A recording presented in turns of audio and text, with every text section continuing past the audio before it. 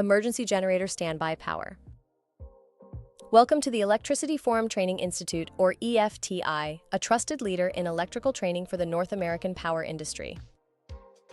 Since 1986, we've trained more than 60,000 electrical professionals to work safer, smarter, and in compliance with today's complex electrical codes and standards.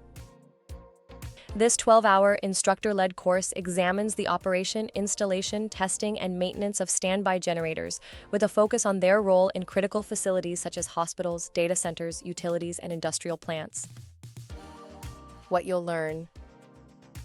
Students will learn generator fundamentals, types and configurations, transfer switches and switchgear, auxiliary equipment like fuel systems, controls, and ventilation, generator sizing and application, paralleling and load sharing, troubleshooting methods, and compliance with EGSA, IEEE, NFPA, NECA, and NETA standards. This course integrates practical case studies and technical explanations with systematic approaches to real-world problems, helping students strengthen both safety and reliability in their facilities.